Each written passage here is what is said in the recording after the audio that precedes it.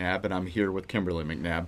And last night we watched the interview between Bret Baier and Kamala Harris, and I tell you what, it was definitely a doozy. We wanted to make sure that we got a chance to react to it the next day and share our thoughts with you. But if you like this type of comment, please go ahead and hit that subscribe button and definitely hit that like and share button. It really helps out the channel. It doesn't cost you anything, but being a small channel as we are, it really does help us out.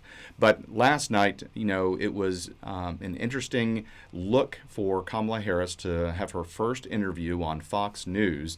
And of course, Bret Baier was the obvious choice because he is truly a journalist that's fair and unbiased. Now, you'll see in the interview that he was tough, a lot tougher than a lot of the other interviews that Kamala has done, and I'm sure her staff might have said that you're going to get some tough questions, but he was fair and he pressed her more than any other journalist that I've seen this election cycle. Well, yeah, I mean, compared to Charlemagne the God, of course, right. Of course he did.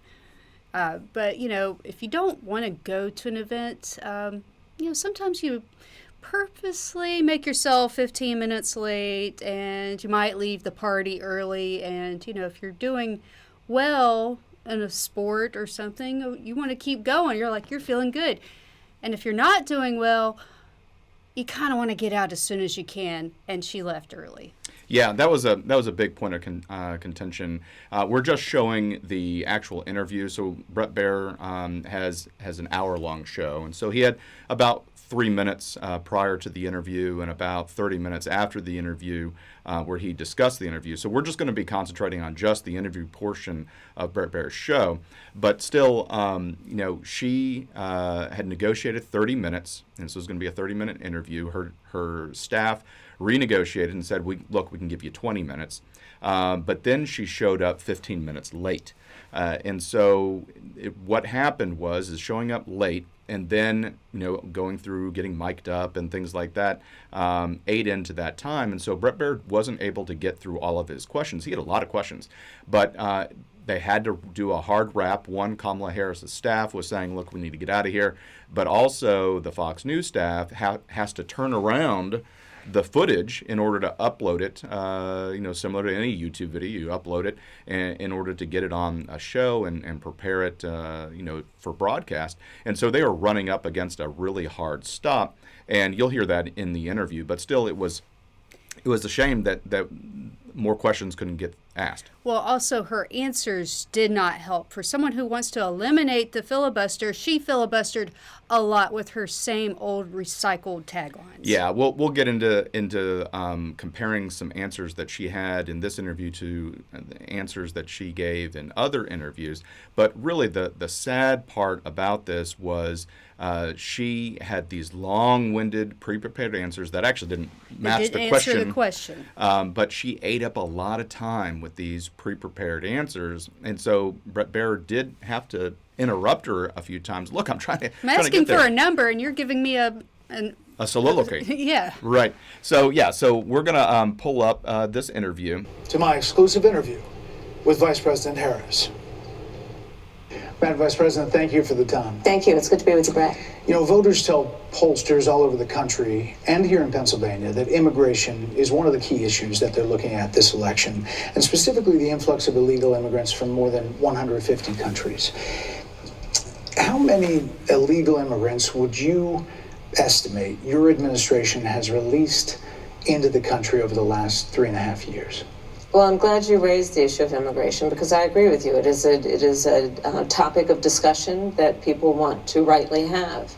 And you know what I'm going to talk about. Yeah, but number. Do you think it's 1 million, 3 million? Bret, let's just get to the point. Okay, the point is that we have a broken immigration system that needs to be repaired. So your Homeland Security Secretary said that 85% of apprehensions. I'm not finished. We have it's a an rough immigration estimate of 6 million people have been released into the country. And let me just finish. I'll get to the question. I promise you. I was beginning to answer. And when you came into office, your administration immediately reversed a number of Trump border policies. Most significantly, the policy that required illegal immigrants to be detained through deportation, either in the U.S. or in Mexico. and you switched that policy. They were released from custody awaiting trial. So instead, included in those were a large number of single men, adult men, who went on to commit heinous crimes. So, looking back, do you regret the decision to terminate Remain in Mexico at the beginning of your administration? At the beginning of our administration, within practically hours of taking the oath, the first bill that we offered Congress, before we worked on infrastructure, before the Inflation Reduction Act, before the Chips and Science Act, before the bipartisan Safer Communities Act, the first bill, practically within hours of taking the oath, was a bill to fix our immigration system. Yes, ma'am. It was called the U.S. Citizenship Act of 2021. Exactly. It was essentially a pathway to citizenship for the... Yes, ma'am. May I finish responding, But please? but this, you have to let me finish, you please. had the White House and the House and the Senate, I'm and they didn't bring up I'm that bill. responding to the point you're raising, Okay. and I'd like to finish. Yes, ma'am.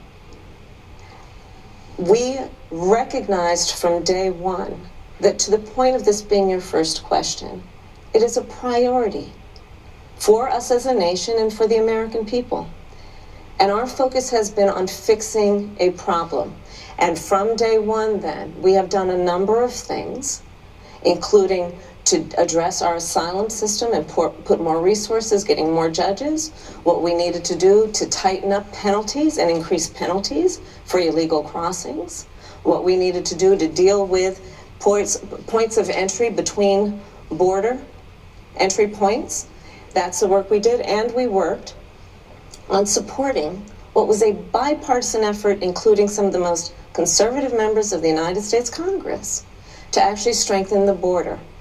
That border bill would have put 1,500 more border agents at the border, which is why I believe the Border Patrol agents supported the bill. It would have allowed us to stem the flow of fentanyl coming into the United States, which is a scourge affecting people of every background, every geographic location in our country, killing people. It would have allowed us to put more resources into prosecuting transnational criminal organizations, which I have done as the Attorney General, former Attorney General of a border state. Madam Vice President, a couple of things. Prosecuted trafficking of drugs, guns, and human beings. And Donald Trump, but let me just finish. Six Democrats voted against that bill. Learned about that bill and told them to kill it because he preferred to run on a problem instead of fixing a problem. And in this election, this is rightly a discussion that the American people want to have. And what they want are solutions, and they want a president of the United States who's not playing political games with the issue, I hear you, but actually is focused on fixing it. 6 Democrats voted against that bill. It would have allowed 1.8 million illegal immigrants into the country a year. A lot of conservatives had a problem with it. These are the 6 Democrats. But more importantly, back to the original premise, Jocelyn Nungari, Rachel Morin, Laken Riley, they are young women who were brutally assaulted and killed by some of the men who were released at the beginning of the administration, well before a negotiated bipartisan bill. Former President Clinton actually referred to Laken Riley Sunday campaigning for you in Georgia, saying if those men had been properly vetted, Laken Riley probably would not have been killed. So if it wouldn't have happened, this is well before any negotiation. This is well before Donald Trump got involved in the politics. This is a specific policy decision by your administration to release these men into the country. So what I'm saying to you, do you owe Bret, those families an apology? Let me just say, first of all, those are tragic cases. There's no question about that. There's no question about that. And I can't imagine the pain that the families of those victims have experienced for a loss that should not have occurred. So that is true. It is also true that if a border security had actually been passed 9 months ago, it would be 9 months that we would have had more border agents at the border, more support for the folks who are working around the clock trying to hold it all together. Madam Vice President. To ensure but allowing that 5,000 no illegal harm immigrants to cross a would day. occur. And this election in 20 days will determine whether we have a president of the United States who actually cares more about fixing a problem, even if it is not to their political advantage in an election. Because there was a solution, Bret. Madam Vice President, it was a policy decision in the early part of your administration. I will let one of the mothers talk about it. Take a listen. Because of the Biden-Harris administration open border policies catch and release, they were enrolled in the Alternatives to Detention program. This meant that they were released into the United States. It was not even a full 3 weeks later that they would take my daughter, Jocelyn Nungare's life. I believe the Biden-Harris administration open border policies are responsible for the death of my daughter. That's the early days. So do you owe them an apology is what I'm saying. I will tell you that I am so sorry for her loss. I'm so sorry for her loss. Sincerely. But let's talk about what is happening right now with an individual who does not want to participate in solutions. Let's talk about that as well. But do you want to answer in all fairness, I told you I feel awful for what she and her family have experienced. During that time, you said repeatedly that the border was secure. When in your mind did it start becoming a crisis? I think we've had a broken immigration system transcending, by the way, Donald Trump's When people started administration pressing you before. about it. Let's all be honest about that. I have no pride in saying that this is a perfect immigration system. I've been clear, I think we all are, that it needs to be fixed. We need more. I was just down at the border talking For 20 with border minutes. agents, and they will tell you, and I'm sure you probably, I know you investigate and you are a serious journalist. They will tell you we need more judges. We need to process those cases faster. We need the support for those cases that should be prosecuted. They need more resources, and Congress. And you let them ultimately stay is in the only meantime. place that's going to get fixed, Brett. Well, that's how this system works. That's the premise of this question. But There were that's how the 90 system plus works. executive orders that were rescinded in the first days. Many of those were Trump border policies. I'm not going to stay here. And you because undid all of them. There's other things to talk about, but you frequently talk to the Border Patrol Union for support of that bipartisan bill, and they did. They supported it. But they also just endorsed Donald Trump and said, you've been, quote, a failure with border security. Why do you think they said that? I think they're frustrated, and I get it. They want support. They want support, and that's what that border security bill would have done. These guys down at the border, these men and women, they're working hard. They're working around the clock. But they want the ability I to get it. enforce the laws as they There's a are lot of people written. that look back at what you There's a said in difference between 2019 when policy you and first law. ran Your for policy president. is to And let there them have into been the changes, country. And you've talked about some of them. When it comes to immigration, you supported allowing immigrants in the country illegally to apply for driver's license, to qualify for free tuition at universities, to be enrolled in free health care. Do you still support those things? Listen, that was 5 years ago, and I'm very clear that I will follow the law. I have made that statement over and over again, and as Vice President of the United States, that's exactly what I've done. Her new recycle line. If that's the case, you chose a running mate, Tim Walz, governor of Minnesota, who signed those very things into state law. Ruh-roh. So do you support that? We are very clear, and I am very clear, as No, is you're Tim not. Walz, that we must support and enforce federal law, and that is exactly what we will do. So decriminalizing border crossings, like you It's said. in already against the 2019. law. I do not believe in decriminalizing border crossings, and I've not done that as Vice President. I will not do that Well, as your President. policy has. So these are I- and- evolutions that you've had. No, but let's be very clear. I'm the only person who's running for president who has prosecuted transnational criminal organizations, from the Sinaloa cartel to the Guadalajara cartel to people who have trafficked in guns, drugs, and human beings. I have spent a significant part of my career going after people who present a threat to the safety of the American people and cross our border with the intent of doing us harm and cross our border illegally. And I will do that work as Vice President. I take that work quite seriously. This is a time when voters, especially here in Pennsylvania, are inundated with commercials and ads. They just want it to stop because it's every commercial. But many of them add noise, but a few of them seem to break through. This particular one from the Trump campaign has gotten a lot of attention. Kamala supports taxpayer-funded sex changes for prisoners. Surgery. For prisoners. For prisoners. Every transgender inmate in the prison system would have access. So Are you still in support of using taxpayer dollars to help prison inmates or detained illegal aliens to transition to another gender? I will follow the law, and it's a law that Donald Trump actually followed. What is she talking about? You're probably familiar with, now it's a public report, that under Donald Trump's administration, these surgeries were available on a medical necessity But zero basis occurred. to Zero. people in the federal prison system. And I think, frankly, that ad from the Trump campaign is a little bit of like throwing, stones when you're living in a glass house. The Trump aides say that he never advocated for that prison policy and no gender transition surgeries You know what? You got to happened take during responsible for what happened in your administration. Yeah, no. The most immediate one that happened after his presidency was Would you still 2022. advocate for using taxpayer dollars for gender reassignment I will surgeries? follow the law, just as I you have a think say Donald in Trump would this. say he did. You would have a say as president. Like I said, I think he spent $20 million on those ads, trying to create a sense of fear in the voters because he actually has no plan in this election that is about focusing on the needs of the American people. Whereas, at $20 million on that ad, on an issue that, as it relates to the biggest issues that affect the American people, it's really quite remote. And again, his policy was no different. Look at where we are, though. They say On it was plans for different, the but American we'll people, move on. I'm offering a plan to deal with affordable housing. I'm offering a plan Here to we deal go. with what we need to do to strengthen small businesses, which are the backbone of America's economy.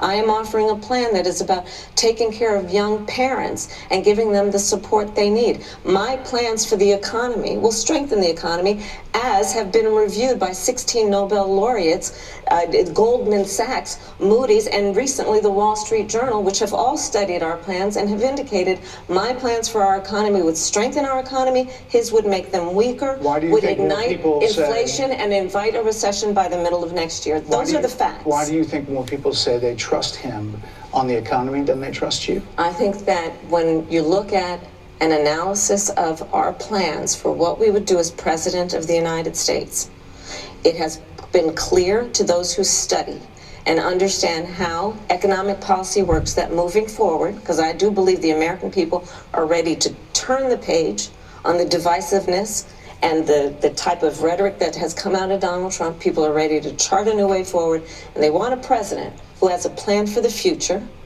and a plan that is sound and will strengthen our country. My plan for the economy does exactly that. His plan would be, again, to give tax cuts to billionaires and the biggest corporations in our country and blow up our deficit. It's interesting you said turn the page, Madam Vice President. You were asked on 2 different shows last week what, if anything, you would do differently than President Biden. Here's what you said. Would you have done something differently than President Biden during the past 4 years? There is not a thing that comes to mind in terms of, and I've been a part of most of the decisions that have had impact. Under a Harris administration, what would the major changes be, and what would stay the same? Sure. Well, I mean, I'm obviously not Joe Biden. I know. And so that would be one change in terms of, but also I think it's important to say with, 28 days to go, I'm not Donald Trump. So, Not answering you're the not question. Joe Biden, you're not Donald Trump, but nothing comes to mind that you would do differently? Let me be very clear. My presidency will not be a continuation of Joe Biden's presidency. And like every new president that comes in to office, I will bring my life experiences, my professional experiences, and fresh and new ideas. I represent a new generation of leadership.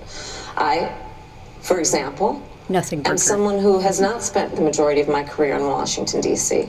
I invite ideas, whether it be from the Republicans who are supporting me, who were just on stage with me minutes ago, and the business sector, and others who can contribute to the decisions that I make about, for example, my plan for increasing the supply of housing in America and bringing down the cost of housing, addressing the issue of small businesses, which is about working with the private sector to bring more capital and access to capital to our small business leaders, including my plan for a $25,000 down payment assistance for first-time home buyers and for small businesses, extending the tax deduction from $5,000 to $50,000. We've heard a lot about those plans in recent days. Your campaign slogan is a new way forward, and it's time to turn the page.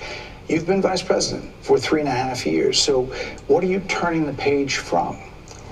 Well, first of all, turning the page from the last decade, Which includes some of Obama. Which is Obama. That's exactly right. Coming from Donald Trump that has been designed the last 2 years of Obama's presidency to divide our country and have Americans literally point fingers at each other. Rhetoric and an approach to leadership that suggests that the strength of a leader is based on says who you the beat woman down calling instead of Trump what an we all know. existential The threat. strength of leadership is based on who you lift up. The strength of an Vice American President. president, which is one who understands that the vast majority of us have more in common than what separates us. Madam That Vice is President, more than turning the 70% page. of people That is tell about turning the pollsters- page on rhetoric that people are frankly exhausted of, Brett. More than People are 70% of people exhausted. tell the country is on the wrong track. They say the country is on the wrong track. If it's on the wrong track, that track follows 3.5 years of you being vice president and President Biden being president. That is what they're saying, 79% of them. Why are they saying that? If you're turning the page, you've been in office for 3.5 years. And Donald Trump has been running for office. But you've been the person holding You have no power when you run for You office. both know what I'm talking None. about. You and I both know what I'm talking I actually about. don't. What are you talking about? What I'm talking about is that over Nothing. the last decade, But you're people the have lever of become. power. But listen, over the last decade, it is clear to me. 6 and years of certainly Democrats, the 4 years of Republicans who are on Republicans stage in the with White me, House over the last decade. The former chief of staff to the president, Donald Trump, former defense secretaries, national security advisor, and his vice president. One, that he is unfit to serve, that he is unstable, that he is dangerous, and that people are exhausted with someone who professes to be a leader who spends full time demeaning and engaging in personal grievances and it being about him Madam instead Vice of President, the American people. if People that's the are case, tired of that. If that's the case, why is half the country supporting him? Why is he beating Boom. you in a lot of swing states? Why, if he's as bad as you say, that half of this country is now supporting this person who could be the 47th president of the United States? Why is that happening? This is an election for president of the United States. It's not supposed to be easy. I know, but It's if not it's supposed as, Says to be. the woman it who is got not zero delegates. Supposed to be a so cakewalk are they misguided, for the anyone. 50%? Listen, Are they stupid? What oh is God, it? I would never say that about the American people. And in fact, No, if your you actions listen to imply Donald it. Trump, if you watch any of his rallies, he's the one who tends to demean and belittle and diminish the American people. He's the one who talks about an enemy within, an enemy within. Talking about the American people. Referring to immigrants that are Suggesting here he that would could turn pose a the threat at military any on the second. American people. We asked that question to the former president today. Harris Faulkner had a town hall, and this is how he responded. I heard about that. They were saying I was like threatening. I'm not threatening anybody. They're the ones doing the threatening. They do phony investigations. I've been investigated more than Alphonse Capone. He was the greatest gangster. No, it's true. No, but think of it. It's called weaponization of government. It's a terrible thing. So, Brett, I'm sorry, and with all due respect, that clip was not what he has been saying about the enemy within that he has repeated when he's speaking about the American people. That's not what you just showed. well, he was asked about that specific... No, that's not what you just showed. In all fairness and I'm telling respect you, to that was you. the question that we asked him. You didn't show that, and here's the bottom line. He has repeated it many times, and you and I both know that. And you and I both know that he has talked about turning the American military on the American people. He has talked about going after people who are engaged in peaceful protest. He has talked about locking people up because they disagree with him. This is a democracy. And in a democracy, the President of the United States, in the United States of America, should be willing to be able to handle criticism without saying he'd lock people up for doing it. And this is what is at stake, which is why you have someone like the former chairman of the Joint Chiefs of Staff saying what Mark Milley has said about Donald Trump being a threat to the United States of America. He's quoted in the Bob Woodward book that way, yes. Let me ask you this, Madam Vice President. You call Donald Trump... The significance of that. You call Donald Trump he's misguided. You say now He's he unstable. is unstable. He is unstable, Brett. He's not well. You say he's mentally not stable. He's not stable. Let me ask you this. You told many interviewers that Joe Biden was on his game, that ran around circles on his staff. When did you first notice that President Biden's mental faculties appeared diminished?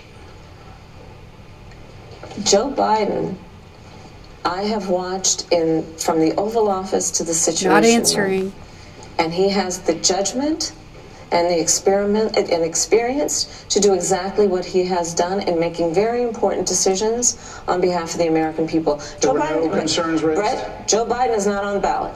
I understand. And He's questioning your judgment. Talked about it. And Donald Trump After George Clooney said within a few minutes of talking to President Biden at a fundraiser that he thought this was not the same Joe Biden. That He's we saw attacking on your the judgment. Trump is on the ballot. I understand. You met with him at least once a week for 3.5 years. You lied to the American public for 3.5 years. I think the American people have a concern about Donald Trump, which is why the people who know him best, including leaders of our national security community, have all spoken out, even people who worked for him in the Oval Office. Some of whom got fired. In the Situation Room, and have said he is unfit and dangerous and should never be president of the United States again, including his former vice president, which is why the job was open for him to choose another running mate. So that is a fact. That is a fact. Madam Vice President, two more things. You were asked on 60 Minutes about the biggest threat that the world faces, that the U.S. faces. This is what you said. Which foreign country do you consider to be our greatest adversary? I think there's an obvious one in mind, which is Iran. Iran has American blood on their hands. Okay? This attack China. on Israel, 200 ballistic missiles. What we need to do to ensure that If there's Iran such a never threat, then why did you achieves the lift the ability sanctions to so be they a could get more nuclear money? power? That is one of my highest priorities. What did you think they were going to do with it? A number of experts thought you would say China. The FBI director had said that. But you said Iran. If that's the case, what do you say to critics who look at the actions of your administration and say you're not acting like Iran is the #1 threat? Well, I will tell you most recently, whether it was in April or in October, in the several hours on each occasion that Iran posed a threat to Israel, I was there.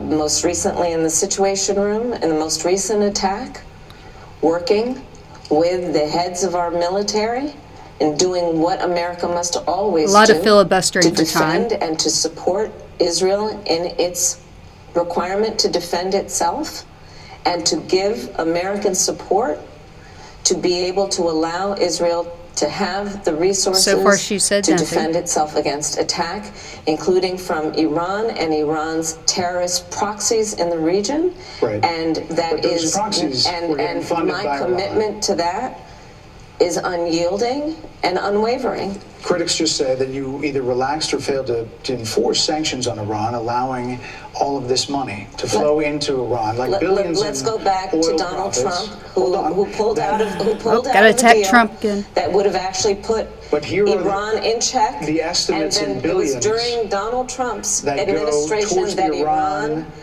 regime. that we had an American military base that was attacked, where American soldiers suffered traumatic brain injuries, and Donald Trump dismissed them as headaches, not to mention Madam how Vice Donald President, Trump has all of this money has treated that and has talked gone about in the past America's few military years. and military service people, Critics calling say them that it goes to suckers and Hezbollah, losers. Oh, here we go again. Hamas, Has diminished and the Houthis. We're significance. talking over each other. I apologize. I would like that we would have a conversation that is grounded in full assessment of the facts, which includes, I think this interview is supposed to be about the choices that your viewers should be presented about this election, and the contrast is important. Then why don't you say And on something the subject of substantive? Iran, I am offering what should be an important contrast that is presented for folks to make a decision And there are critics that they feel. who look at what the administration did and say and think differently.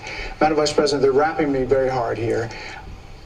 I hope you got to say what you wanted to say about Donald Trump. There are a lot of things There's more to say. I have much more there to are say, a lot actually. of things that people want to learn about you and your policies, and Yes. that's why I invite everyone to go to KamalaHarris.com, and you will see that I have 80 pages of policies. Which that is are new. quite She went the comprehensive first 2 and should months be, with 0 policies on her accessible website. to Well, I heard it was anyone just who would like to read copy-pasted them. from And it Biden. includes what I intend to do about affordable housing, what I intend to do about small businesses, what I do And that's why intend we to do to invited you strengthen our here, economy. to see where you were in 2019 and where you are now. Support America's military and ensure we have the most lethal and best fighting force in the world. Madam Vice President, And they're giving me a hard rap well, here. I thank you for the time. I thank you for the time. It's good to meet you. Thank you very much. Thank you. Okay, that was interesting. Obviously, we're still learning how to use this eCam software in order to try and get our various views going on. But still, Kimberly, now that we watched it together, but now that we watched it again, what are some of your takeaways? Like I said, a lot of filibustering. She just didn't say things of substance. A lot of canned, recycled lines, some of which have been debunked. And when she talks about, people that have said bad things about Trump, people that used to work for him, I know at least some of those people have been fired. And guess what? When you're fired from someone, how many people talk negatively about a former boss? That's true. That's true. You're not going to speak highly of them. And like Pitts, he wasn't chosen again to be his VP, so there may be some grievance there. Anyway, what do you think about her long answers to just eat up time? It was just to eat up time. There was no meat on that bone. Right. No meat whatsoever. And then one thing I will criticize some people that have interviewed her and asked her about the illegal immigrant question. I appreciate him trying to at least attempt follow-ups, but no one ever mentions the hundreds of thousands of people that have been flown over. If you don't want people to come across the border, why are you flying them in? Why? Well, and then also, developing apps, making it easier and easier for people just to come in. To come in, giving them free phones. What do you think the first thing they're going to do when they get here? Call their relatives in Uzbekistan and say, I got in. You can too. Not that hard. Right. That's it. That's it. And, people who are the best and the brightest, they're more likely to go a legal way. Yes, it takes longer, or they're more likely to stay because they have a decent stance in the country they're in. They're a doctor there. But if you have nothing going on for you in your home country, why not come to America? It's easy. And then give me free stuff. Exactly. I mean, that's the biggest problem is when one incentivizes what is going on in order to have more people come in. It is an undisputable fact that there were 90 executive orders that Donald Trump had in place. And they were working. And they were working perfectly. And the Biden administration came in and immediately wrote all those away, just erased all 90 executive orders that had to deal with the border. And what happened? There was an immediate surge of people coming across the border wearing Biden-Harris campaign T-shirts. You've got Mayorkas, saying, hey, don't come in, but oh, by the way, we have all these free things that we're going to give you. So it was. Our policy is not to send you back to Mexico, not to deport you, not to keep you from coming in the first place. Yeah, and so to really hammer this home, with Harris saying that, just in fact, we're gonna play this. I'm gonna see if this works, and we're gonna play this.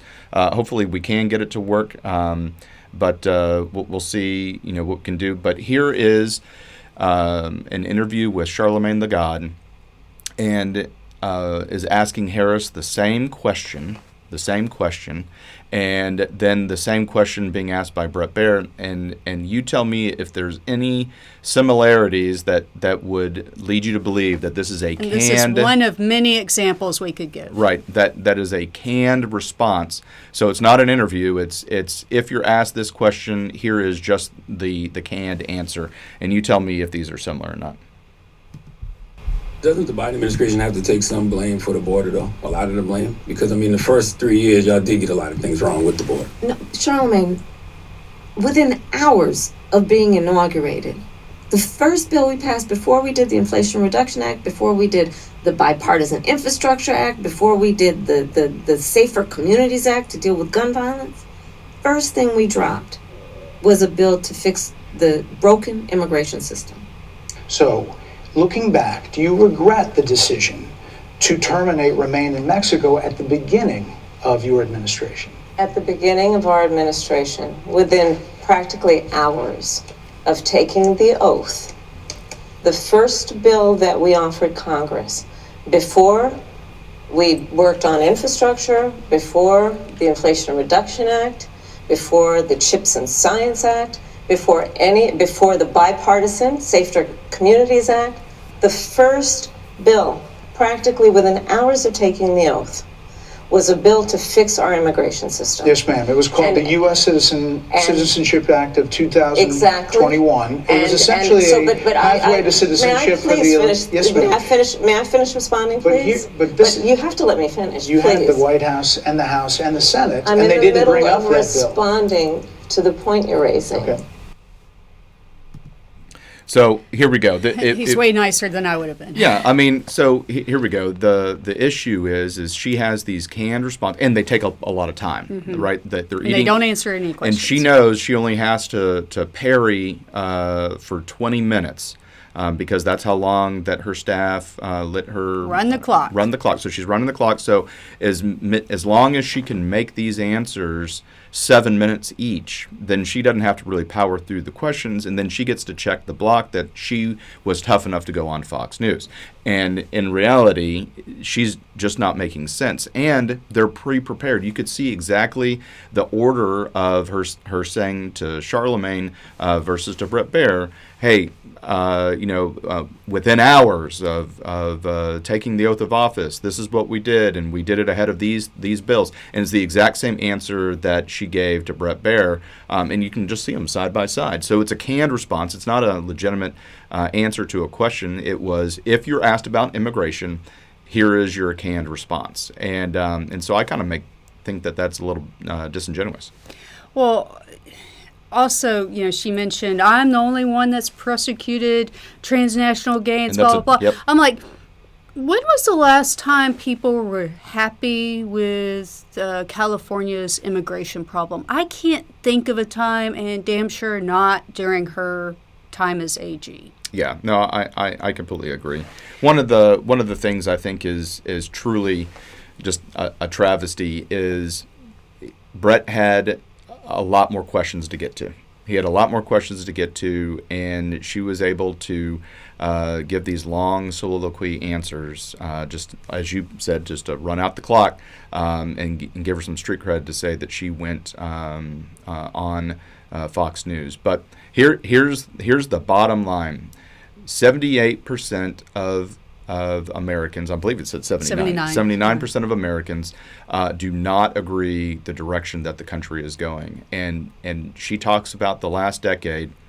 To be clear, the last decade includes Obama. 2 of those years were Obama. Right? And so for 6 of the last 10, Democrats have been in the White House. Well, another way of saying it is 12 out of the last 16. Yeah, exactly. So if people don't agree with the direction that the country and people have said that they have confidence in Donald Trump and his immigration policies and his economic policies, and when asked, people said that they were better off under the Trump years than in the Biden-Harris years. Which leads you to wonder, why is it just 50-50? Yeah, exactly. And, remove the name Trump. Just have a list of policies, a list of the way that things have been going versus the way they were. make yourself blind like Lady Justice is supposed to be, which side should you vote for? Exactly. And, also look at, I'm sorry, this bugs me. If you look at this woman's face the entire time, there's no there. It is just this blank look. There's no person in there. There's no personality in there. You could open up her head and, like one of the Stepford wives, find a machine. Right. That is all I see when I think of her, when I look at her. She is not a real woman. Yeah, this is just, we wanted to bring this to you. We wanted to let you have an opportunity to see the interview if you hadn't seen it last night, and to give our commentary. And again, please hit that subscribe button and hit that like button and share it as well. Again, we're a small YouTube channel, and we're trying to make it in a big pond, and it doesn't cost you anything by hitting that like button, but it helps us out immeasurably. So we wanted to bring this to you, and thank you for tuning in to Azimuth Podcast, and please stay tuned after these messages.